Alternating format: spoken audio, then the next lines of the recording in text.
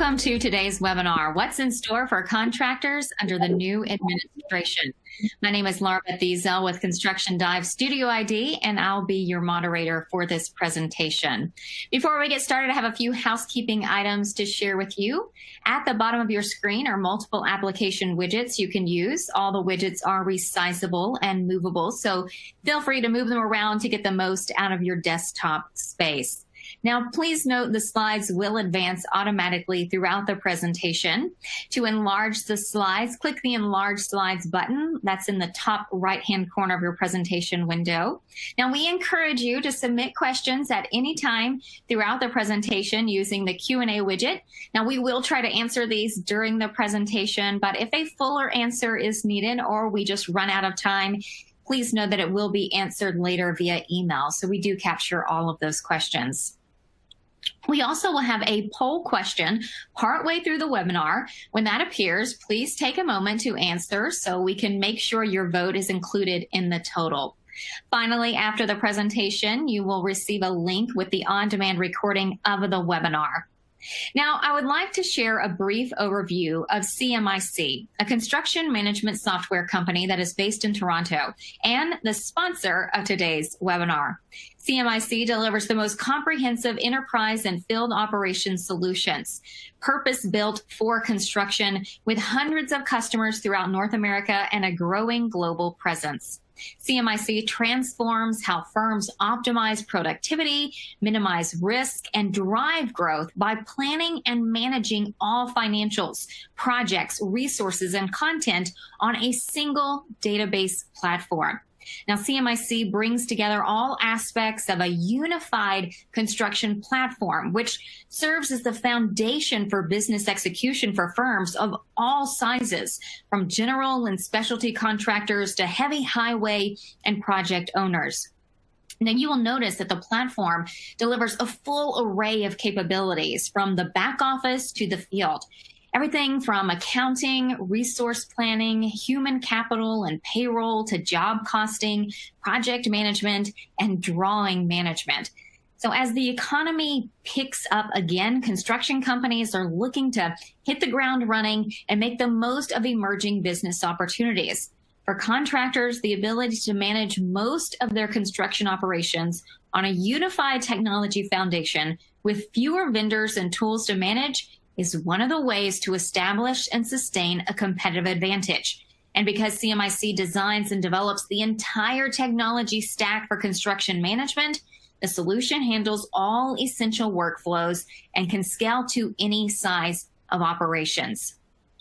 The CMiC platform offers a single source of truth with robust analytics and reporting capabilities that inform critical decision making.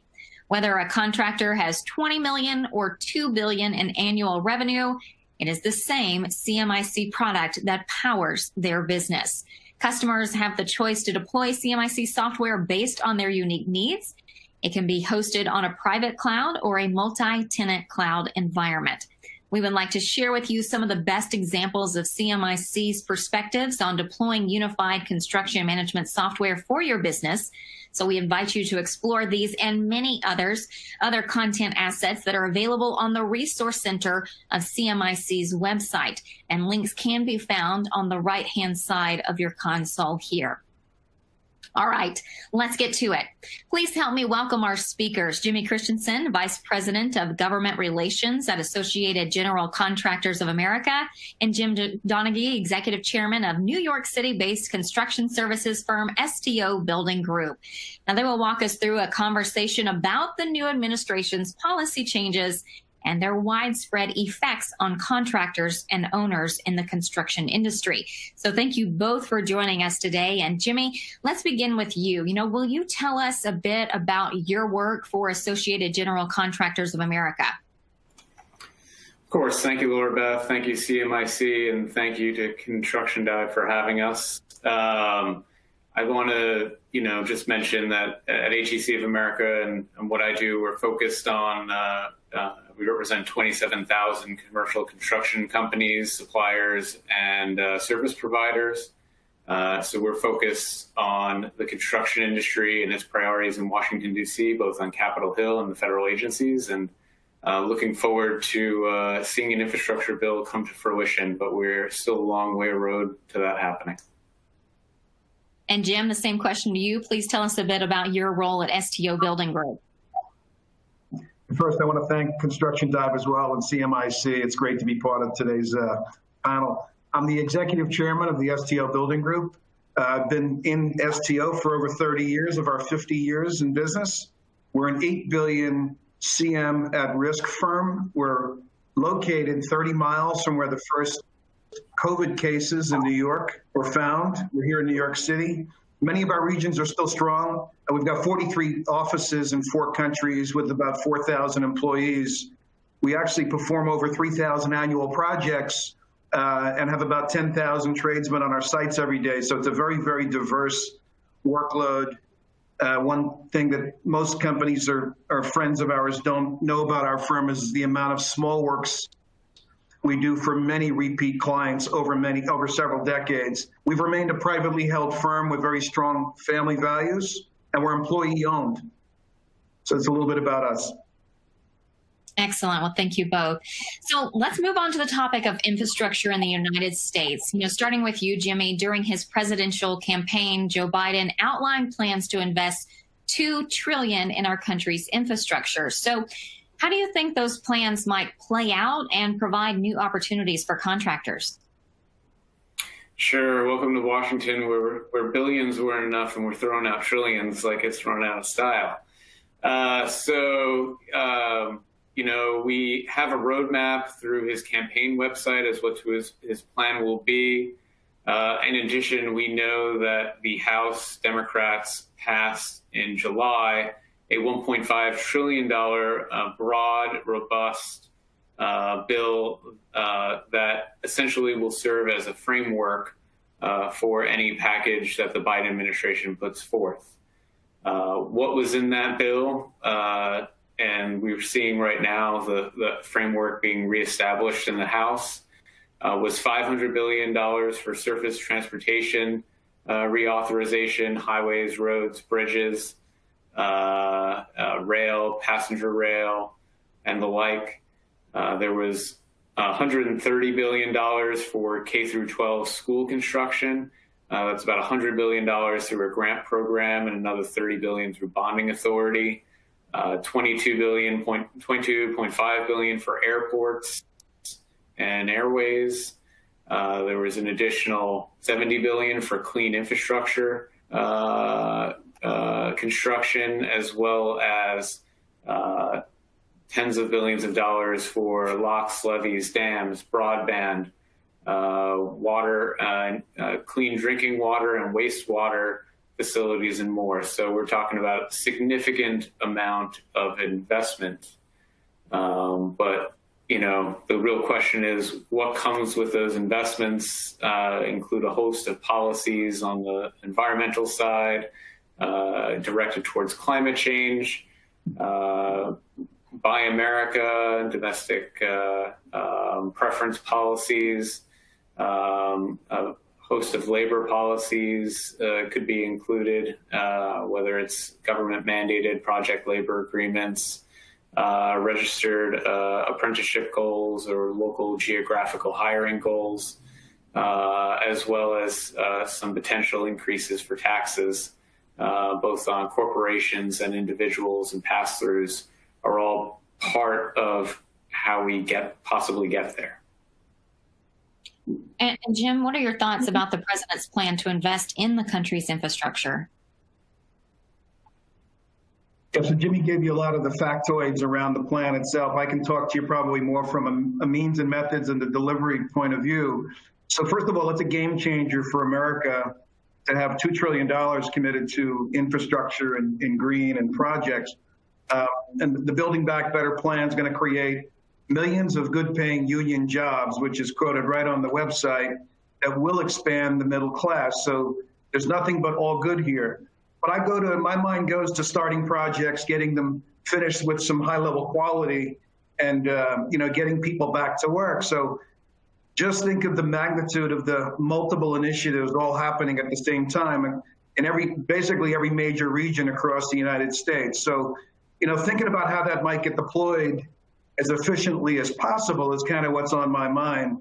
And, just to touch on some of the major regions and the major project types, you got large city economic recovery projects that also require a lot of attention to quality of life issues that are ongoing in cities like New York, where it's not the same walking down the street today. I can assure you of that. There's an enormous amount of growth opportunity in opportunity zones today to be considered that go hand in glove with the recovery and the job recovery.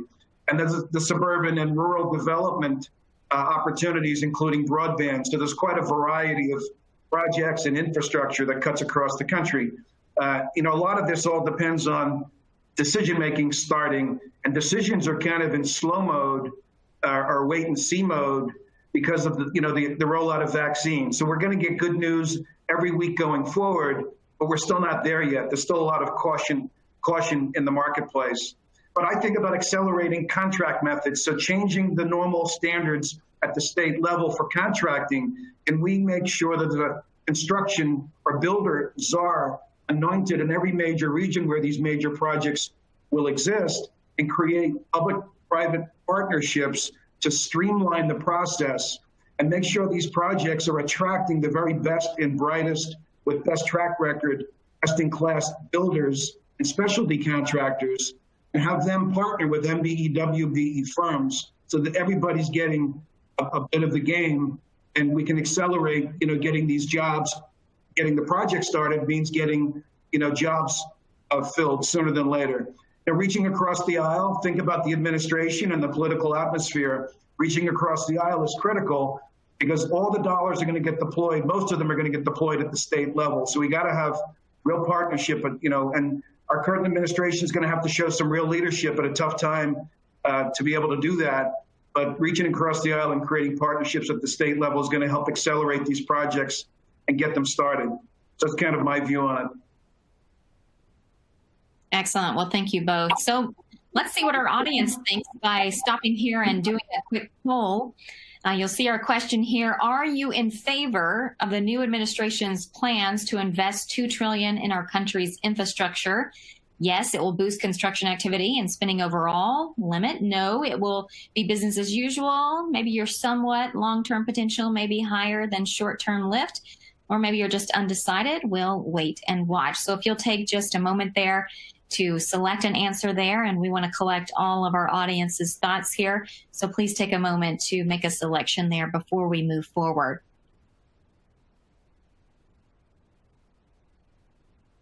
So Jimmy, you're an expert on government relations and you live and work in Washington, D.C., where policymaking happens.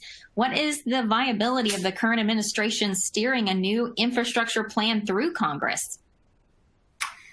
Well, I think I wish they would have learned the lesson that the previous administration learned, and that's starting off on a big, broad, bipartisan note. I believe strongly that it was a big lost opportunity for President Trump when he took office, calling for an infrastructure package to be passed, but to set his sights on first using this, what we've been hearing a lot of, reconciliation process, which is a arcane budget process that only where you only can essentially, because of the Senate rules, require 51 votes in the Senate to pass, majority in the House, but it narrows the breadth of the issues that you can include to really purely budgetary issues. Well, President Trump focused first on repealing Obamacare in 2017 in the first half of the year. We all know how that ended up. And then the last half of the year, going after tax reform, which he got on purely partisan lines. That did not necessarily lead to a wonderful environment for passing infrastructure, which has traditionally been a bipartisan event. We're hoping that this COVID relief package will be the end of the bipartisan reconciliation processes. I just know what I see across the street from me right now in razor wire fences and armed guards that what we see outside reflects the mood inside. And I'm not confident that we're going to see a lot of holding of hands here. In effect, I imagine that, and you can sum it up from what the two senators from Vermont have. You have Bernie Sanders, who's the current head of the Budget Committee in the Senate, and you have Patrick Leahy, who's the head of the Appropriations, the Funding Committee in the Senate. Bernie Sanders wants infrastructure through reconciliation so he can get everything he wants on the funding side, which includes tax increases on corporations from 21 to 28%, raising the individual rates on those highest earners and pass-through entities, S-corps, LLCs that many small construction companies are, from 37% to 39.7%, as well as getting rid of the pass-through deduction of 20% to help pay for infrastructure. And there may not necessarily be any guarantee that that money actually gets put into infrastructure. So I'm cautiously optimistic at where we end up and how we get to, but I don't think it, if past this prologue, I'm not seeing a bipartisan process coming to fruition. You're so calm about it, Jimmy. You state the facts so well. Thank you.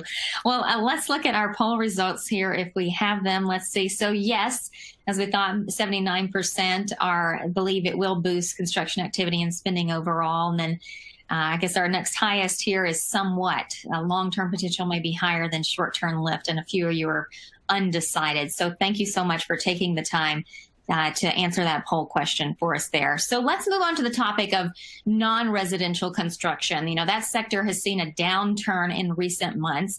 And Jim, since your company focuses heavily on commercial construction, we would like to hear your thoughts on this. Do you think non-residential construction may benefit from any of the new administration's economic policies? Absolutely. Assuming that we can do a good job accelerating these projects and creating the job growth that this is intended to create, I see a lot of great opportunity for construction. But there's some other hurdles. The local marketplaces. I keep saying the state level and down. So I really hope Jimmy is not completely correct in these folks figuring out how to work together, because it's really going to be required, because there's going to be different rules for different cities that are affected differently. And there's this barrier in front of the progress that has to do with safety and cleanliness. All of the deterioration, and even medium-sized cities, but the larger cities for sure, and getting transportation back to the right level of services so people can commute and get to their jobs in any of the cities that we're in. There's a lot of deterioration. So there's also other segments besides our own entertainment and social venues that need to be brought back, which really triggers folks wanting to leave their home office and come back to their business offices. Tourism is another one. A lot of our main cities, big cities, depend on tourism. So a lot of these quality of life issues need to be cleaned up. There's a stat that Ensler Architects, design firm, the largest design firm in the world, recently published that 12% of our workers want to work from home. That means there's a lot of people that do not want to work from home. And, a year ago, I think that would have surprised everybody. But what's happened is there's a lot of pent-up demand back to working on your team, being alongside your colleagues, even if it's only 3 or 4 days a week. Maybe it's not a full work week any longer. So all that's got to get rethought through. But it comes at a time when landlords across the country are facing multiple challenges. There's vacancy in their buildings. They have the green initiatives coming down the pike, and an enormous fourth industrial revolution coming down the pike by way of technology. Imagine that every building in the United States was really just a node on a computer platform. And in the future, that's going to be more like what it's like to run a building from remote. So the landlords are trying to figure out all of these unique solutions. And we've got to really try to figure out how to partner at the government level with private-public partnerships, and then also with a lot of these landlords that have these unique solutions. We don't want to penalize them. We want to think about incentivizing the best service companies to deliver on these projects and get them started and then get them finished early, which means many more people got to work and earned the much needed cash sooner than later. And also we'll get much better interpretation of the needs of these local communities. Just one example, Bank of America Tower in New York, where it was really the most advanced, progressive thinking building in right up there in the world, but certainly in the United States, was a platinum LEED level certification. And here we are 14 or 15 years later, and they could be very well penalized because of the amount of electricity they use, because of the amount of traders that are in that building. It's not their fault. They attracted some of the best clients on the planet that do trading. Understanding the needs of the landlords and incentivizing them to try to accelerate from where they are today. And also, all landlords are not the same. We've got private single building owners, and we've got massive REITs funded by, pension funds. That they're so uniquely different, and we want to make sure we get that right. And the idea is to come back to getting a good starting point and then accelerating with the best service providers and partnering with these private organizations so the timing is right and we can accelerate projects. So I think there's a lot of good in front of us. We need to get through the safety and the quality of life challenges. And I think the fourth industrial revolution from a technology standpoint and these green initiatives are going to give America, if we can make sure, if the leadership leads and we can get decision making where we need it, this country is going to be, remain the leader of, in the world as far as building. And that's what I'm excited most about. Well, and those are great insights, Jim. And Jimmy, what are your thoughts on whether the administration's policies will benefit non-residential construction?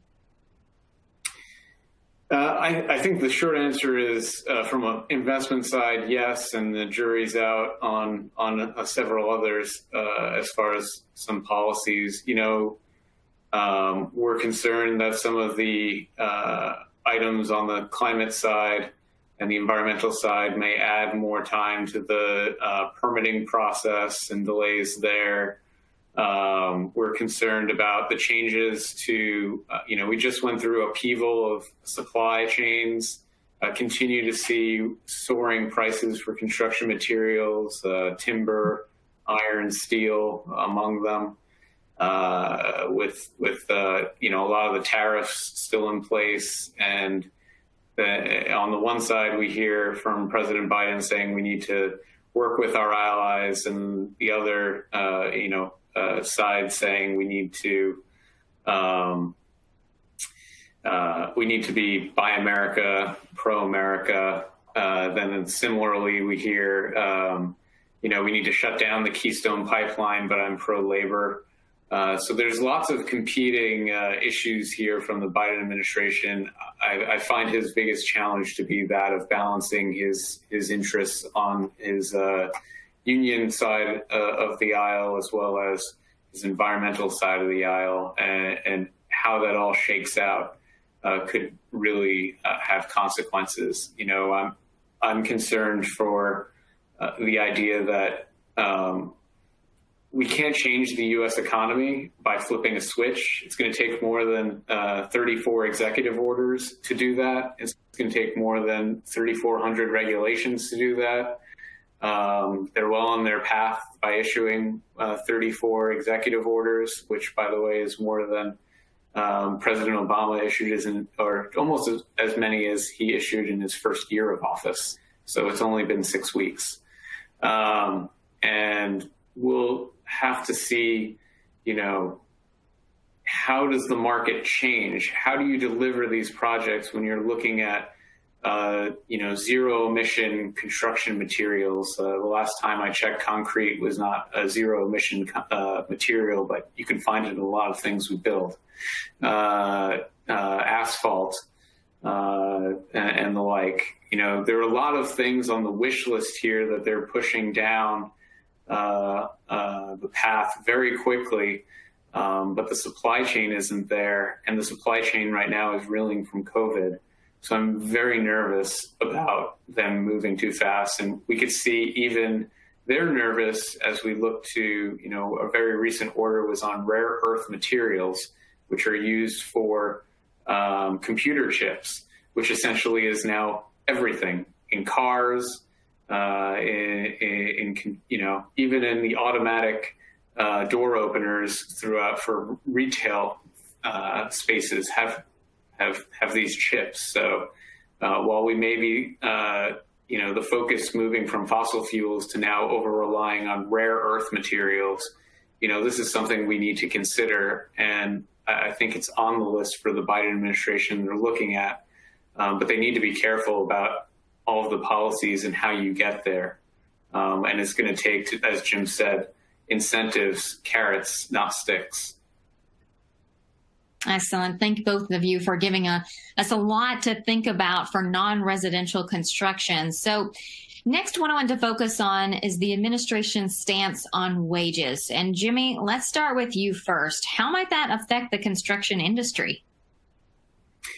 The focus has been on the minimum wage, and I would just say for the construction industry, the average rate is over double the minimum wage. So it's not something that our members are concerned about. That increase effect, essentially, for them, it's one of those issues is if you have something where everybody's paying the same rates, in Davis-Bacon, that's one piece of the equation out where you're all bidding on a level playing field. So it's not necessarily something that that I hear from members being overly concerned about. Okay, good to know. And Jim, how do you feel about the administration's stance on wages? I would echo Jimmy's comments. Our starting position is probably on average twice what the $15 rate would bring somebody working 2,000 hours a year. So it's not a direct impact, although there are areas around the fringes I would comment that, this could be helpful too. But I just think there's other alternatives that might provide even greater help. But the apprenticeship programs that are out there should be doubled down on, especially in the opportunity zones. It's in those opportunity zones that I'm thinking, is there not part-time labor and positions of that nature that, this could be a boost to some of those regions. But, the main feature in construction is that it is a middle-class opportunity, and that, we're pretty proud of that. I've got a lot of ideas about in these opportunity zones where we've got a lot of folks living in poverty that, dream of going to college. And if we can help more of those folks get through K-12 in a good, healthy school with clean air, which is part of this program, and then also incentivize corporations to move back into the U.S., bring the manufacturing jobs back into the U.S.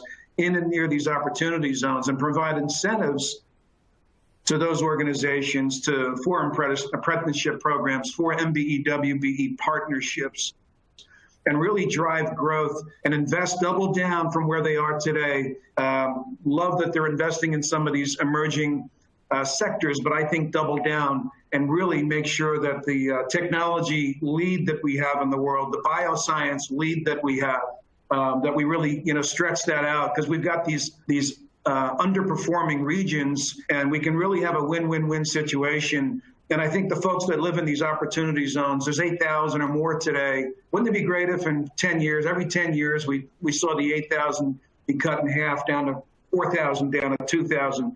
Not sure it's realistic to say they'll ever be gone for good, but if we can invest our energy into a win-win situation by loans and grants for schools and R&D related to all the technologies that I'm talking about, so that we can be more productive and efficient, get the kids in school to be more excited about the AEC industry, that we're really using technology like nobody's business. Now, we always sat on the bottom rung of advancing our industry, and we're now moving up that rung, at least we're trying to, and we're starting to create really exciting ways to deliver a project using BIM technologies, remote walkthrough technologies, and all kinds of digitization that's taking place.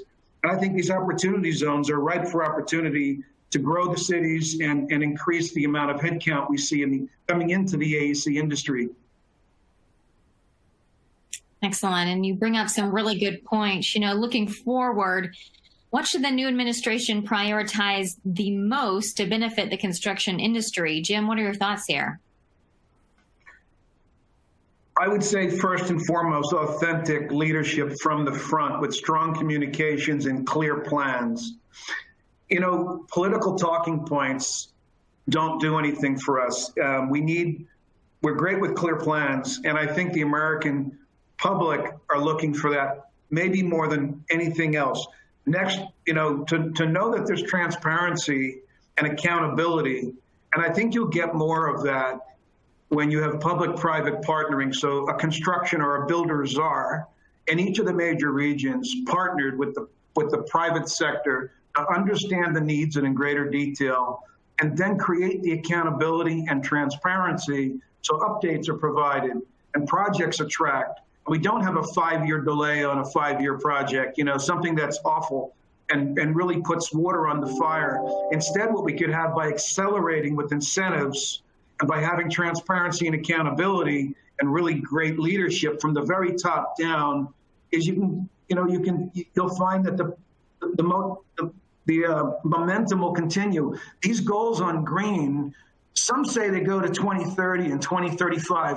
Well, listen, even Bill Gates will tell you they go to 2050 and beyond. We heard about concrete before from Jimmy. The goal right now, the concrete industry sees a 50% growth in use of concrete over the next 30 years. So there's many, many more decades of progress needed. And I think this investment is going to set the stage to potentially allow the American, government and private sector to partner and show the world that we're good at this stuff. We're good at projects. We deliver better than any other country on the planet. But it starts with good leadership, and we've got to figure out how to streamline these projects so the job people are getting their jobs back, and we're creating new jobs sooner than later. The other thing I just mentioned, one other point, is rezoning. We've got to have as of right zoning so that these buildings that are underutilized and the need for new residential is not delayed in bipartisan stuff and other things that might. We got to rezone and create as of right zones where we can just get these projects started sooner than later. And Jim, what are you hearing from owners, such as your company's own clients? Are they nervous about the new administration or looking forward to positive change? Well, optimism versus nervousness. We're still in the middle of the pandemic in a sense. I shouldn't say it that way because I feel like we're on the tail end of the crises phase and we're moving into the recovery phase, which I'm very excited about. I think that human beings are all nervous by nature, but I'm getting a steady cadence, an increased steady cadence of clients describing the decision-making going on in their firms. And these are Fortune 100s, Fortune 500s. These are design firms, engineering firms, subcontracting firms, and the like, all having the same kind of conversation, which is, when is the right time to come back in full force? And, are masks going to be required on job sites? There's all of these unknowns. And I think the optimism is growing in this, right now. I think it'll grow through the spring as vaccines continue to be rolled out. I'm a little disheartened by the slow pace that's being announced as the targets. We should have announced a target that looked more like a stretch goal, not like take, the same number and just keep repeating it every month. I think we could do better than that. I'm hoping that we can see maybe a critical mass of vaccines, certainly by June and July, to the point where there's no more crises on getting those out to the public at large. And I believe clients are going to make decisions this summer, and they're going to pick one of three pathways. They're going to lean much more left towards very flexible work schedules. Very far right would be, very rigid. We want you in the office. And I think we're going to see low level of that. I think what we're going to find is people going down the middle saying that they're going to allow some flex, but they want people back at their operations so they can get the camaraderie and the teamwork and the 1 + 1 = 3 factor. And I think we're going to see those decisions get made this summer. And by the fall, I think you're going to see a real recovery. And if we can time where these projects are approved and started, some by then, we'll have a nice mix going on. And maybe by this Christmas, there'll be a lot more presents under the tree for everybody. I like the way you talk. And Jimmy, what do you think the new administration should prioritize the most? Well, I think one of the things, aside from infrastructure investment, has got to be workforce investment, as Jim was talking about. And the biggest disservice we did was saying that everyone needs to go to a 4-year college. There's some pretty incredible people out there that are members of the trades that have created their own businesses and gone on to do things that many people that have four-year college education have never dreamed about. So I think there has to be, and it hasn't really been a big component at all in any of bringing people back to work, is ensuring that people come back to work to the businesses that are essential. And I'm happy that construction has been considered essential throughout this pandemic.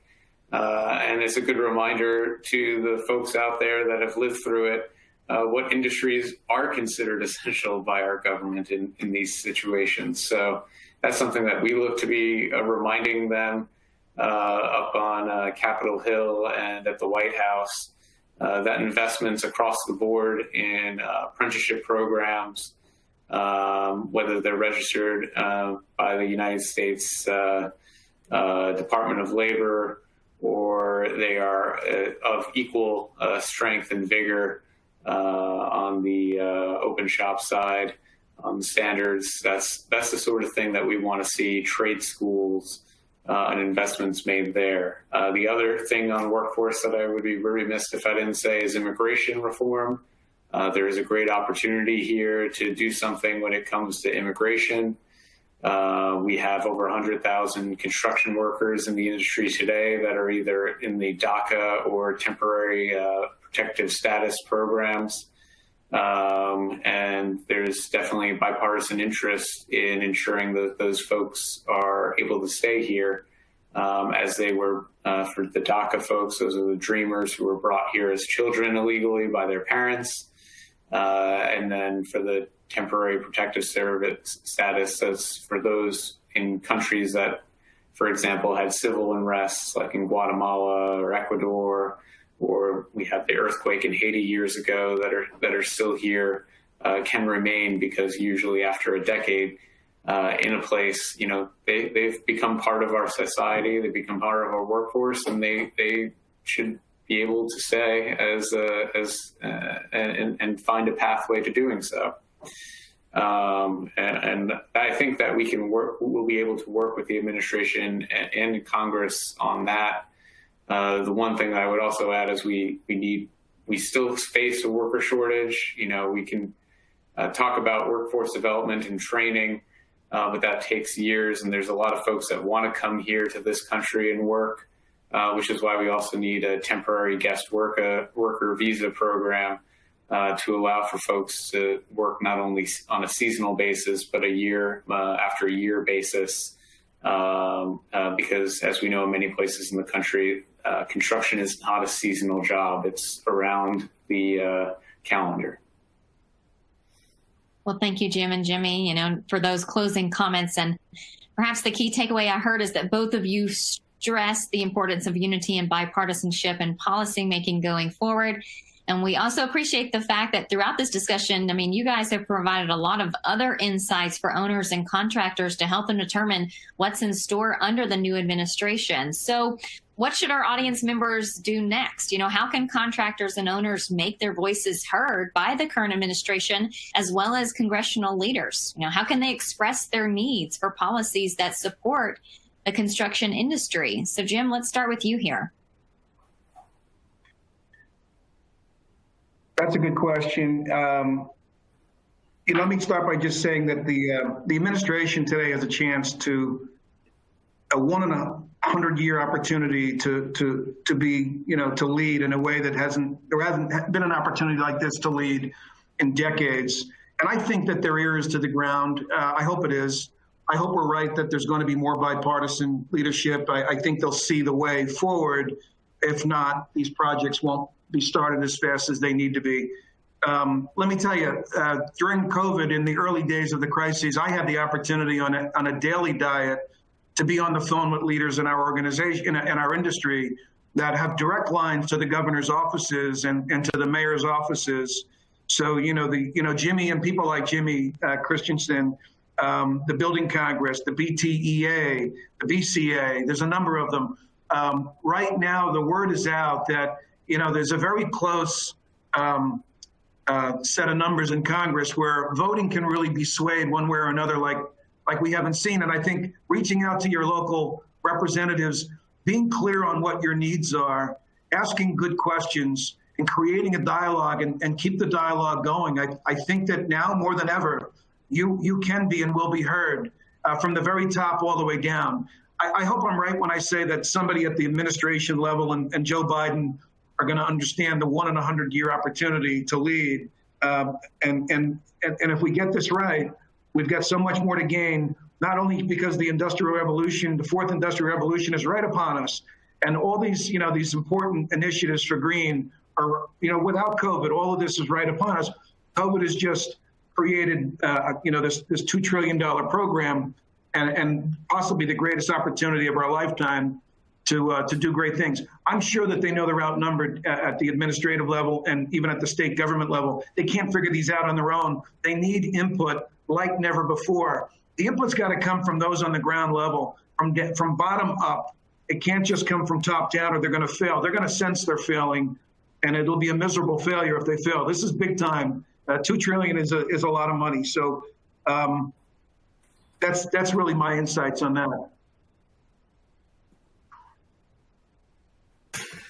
Yeah, I would echo Jim on the issue of how important it is now, as it has always been, to communicate to your members of Congress. I'll give you a few reasons why. I'll first start with the macro reason of right now there are 50 senators that are Democrats, there are 50 senators that are Republicans, and we're watching right now on a big vote that all it takes is one and changing one of their minds to literally prevent or help pass legislation that can go to the president's desk. So that's a pretty powerful responsibility that we have as voters that can really make a difference. So I can tell you those form letters that you send, regardless of the organization, the phone calls that you make really make a difference. I always ask the folks that I talk to, members, I say, how many of you have family that you haven't seen in years, but you still send them a Christmas card to remind them that you're there, and that's kind of like how you communicate. It's the same way with your member of Congress. If you don't send them a card, even an email, how do they know you exist? So we have a real opportunity here, wherever you stand, to really have an impact based on that. And then, it's not a one vote difference in the House, but it's a handful, 5 or 6 votes that you can really change the direction of whether something is passed or not. So that's a lot of power to the people there in where you are. So that's the macro level. On the micro level, I would mention I had a very big contractor, a multi-billion-dollar contractor, talk to me over the period in COVID, where state and local governments were deciding who's essential, who's not, even which construction projects are essential. You had to remind them, well, we build everything. So if you close one down, like that shuts off some of our workers, in one place. It's like they don't just build hospitals, they also build office buildings and luxury condos and all those sorts of things. So said, we've always been apolitical. Like we don't talk to anyone in government. We don't get involved in any political debates. And they're not political. This is your business. They're making decisions day in and day out on your business. What happened when you tried to call them and tell them what was going on? Yeah, they didn't really answer our calls. We didn't even know who to talk to. These are relationships that you need to build over time, and no one's going to pick up your call if you don't build those relationships when times are bad. So you've got to be doing that over time and really cultivating those relationships. And it's amazing to me how many construction companies, even those in the multi-billion-dollar gross annual revenues, just try to say we want to be apolitical. I'm sorry, you're in business. There's nothing that the politics and the government won't touch. So if you have complaints, I'm sorry, but you got to be involved. And that's a reminder to everybody. Great. Jimmy and Jim, this has been a fascinating discussion. Both of you provided some great insights about what's in store for contractors under the new administration. So we really appreciate your thought and your time. So we've had some questions come in from the audience, and so I want to get right to those so we can get some of those in before the end of our hour here. So let's take a look at some audience questions here. First question I want to bring up here is, how is your company preparing to deal with new climate change and green energy policies that could affect construction? Who would like to take that one here? I could jump on that quick. It's not a matter of if it could affect the industry. It's a certainty that it's affecting the industry. I'll give you one example. The HVAC trade, for years now, and it's only ramping up and exponentially because of COVID. All equipment is under review.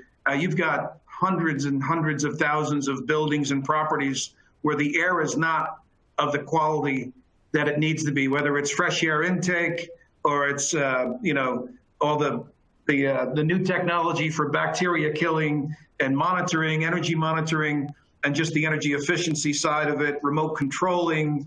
I can go on, but the equipment is changing dramatically, and making sure that we have the staff that we either upskill them and train them, or we look for the resources that might have the new technological skills that are needed, or the understanding of the green requirements, the regulations that are coming, so that we can properly advise our clients on how best to manage their budgets and their schedules for new equipment upgrades.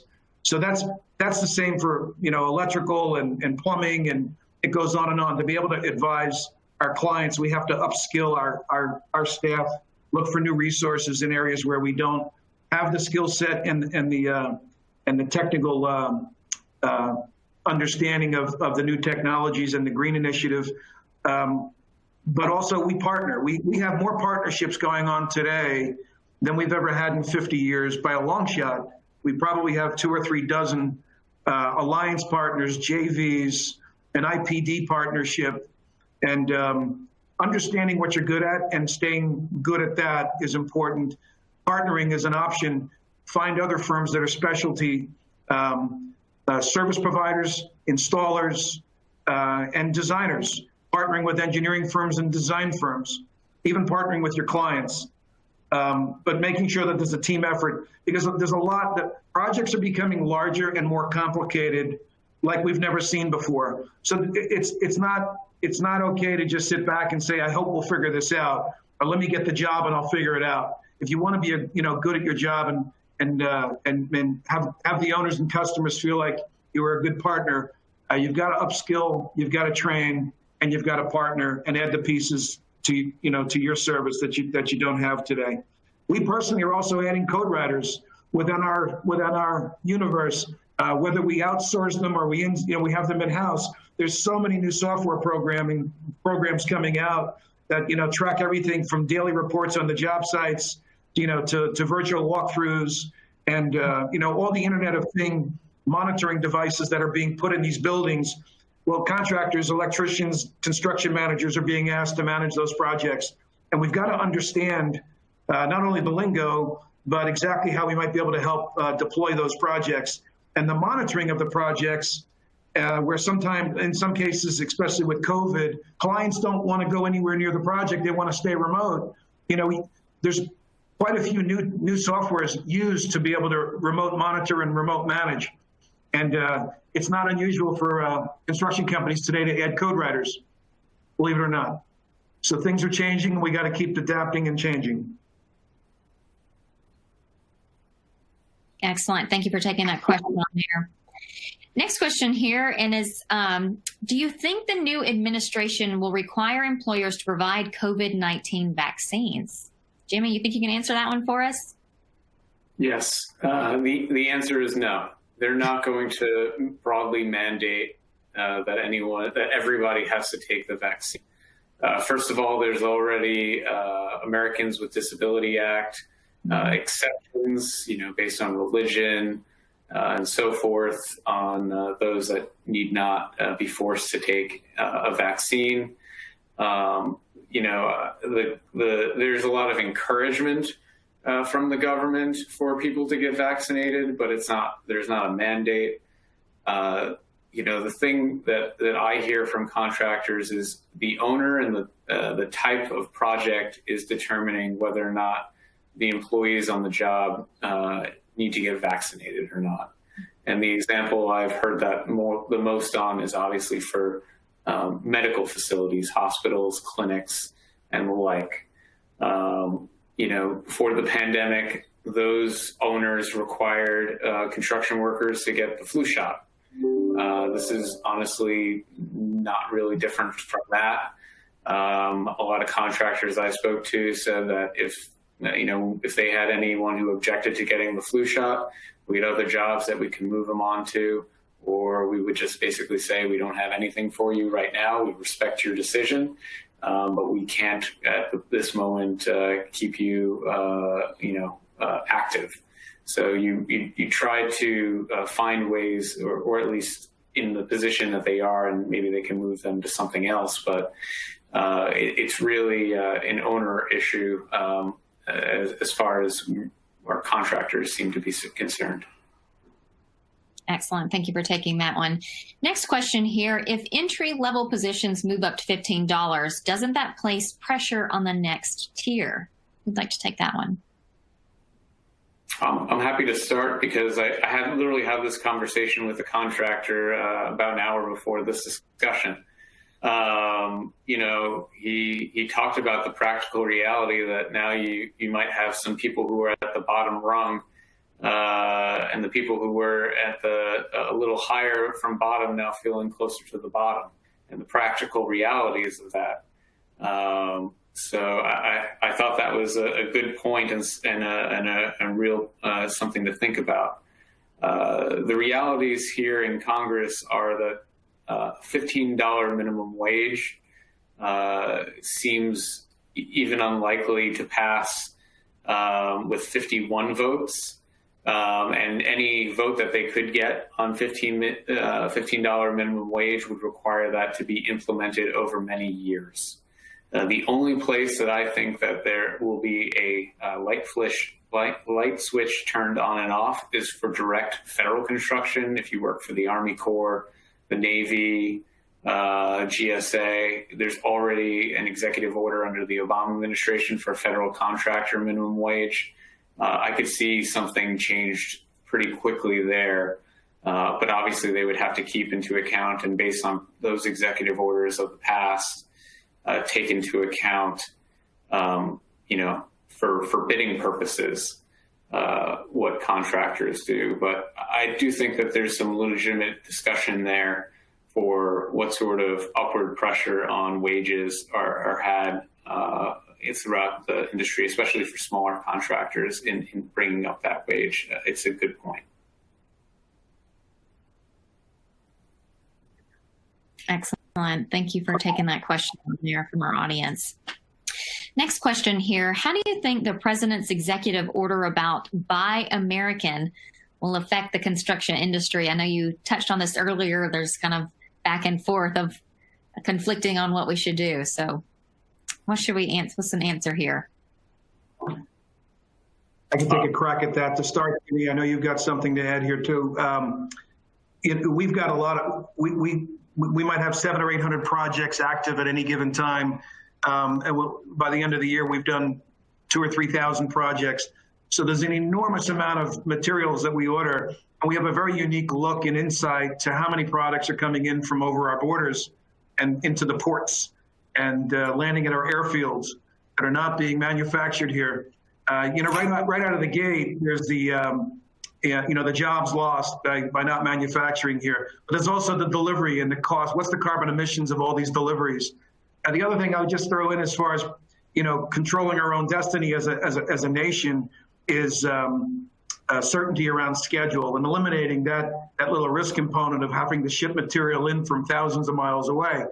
The other thing I would mention that's important to think about for the long term is something called the network effect in corporations and businesses that are building these new software platforms. And the more people that are on the platform and the adoption rate goes up, that the more intelligence is being collected and the smarter the organization gets and the value of the enterprise goes up. And I think the same holds true for America as a country. You know, all that knowledge and data is kind of lost when everything's being, well, a lot of products are being manufactured outside the country. Wouldn't it be great to become much smarter at manufacturing ourselves and having that data science, and you know the business analytics that come with that? You know, I think it feeds itself, and success breeds success. And it's a shame that we would miss out with what's going to happen with the fourth industrial revolution in technology with manufacturing by letting it all occur. Not all. I don't want to use words and exaggerate here, but letting too much of it happen outside our boundaries, outside our borders, whether it's the jobs or it's being great at manufacturing at a time when it's going to be a lot more fun to be in manufacturing with these new advancements. It'd be a shame if we don't, you know, really incentivize corporations and companies to develop and build more manufacturing right here in our backyard. Yeah, I echo what Jim says there, and I would add that one of the things we hear when we work with the National Association of Manufacturers is there's got to be a trend to onshore onshore manufacturing again, and part of that is ensuring that infrastructure is up to snuff. Whether we're talking about transportation infrastructure, power infrastructure, or the like. Is something that we're looking to partner with them on over the course of the next several years. The thing I would note when we're talking about this is, and something to Jim's point is, I think every contractor would prefer that their materials are locally sourced and competitive in price.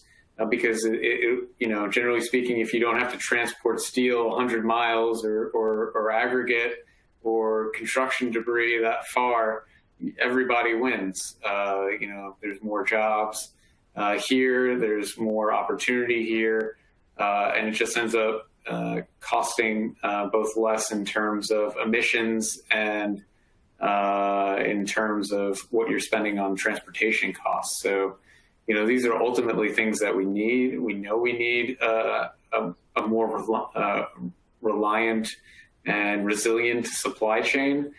We have to get there, and I'll again echo what Jim said. We need incentives, not sticks. We don't need systems forcing people, but create the incentives to bring industries back and to want to come back, not to mandate that they come back. Excellent. Thank you both. And I want to slip one more question in here from our audience, and that is, what types of government loans do you recommend for smaller construction businesses that are trying to stay afloat and avoid bankruptcy? Well, I'll comment just briefly. I'm not a financial professional, so I can't give advice here. But, you know, there's a lot of subcontractors that are seeking this advice from us, are asking us for our insights on it. You know, the PPP loans are still really the way to go at the moment. There's a lot of myths out there about the difficulty in securing a loan and how it works. And you know, you only need an employee. I'm not even sure you need an employee, but you just need one employee. You don't need more than 20, or it's not for big companies. It's for small companies, maybe more than anything else. And that's still active for the next several weeks. I think they've extended it, and as long as you've used your prior PPP money, you can apply for the next PPP loan. I think there's a 2-week priority on this latest round for companies with 20 employees or less.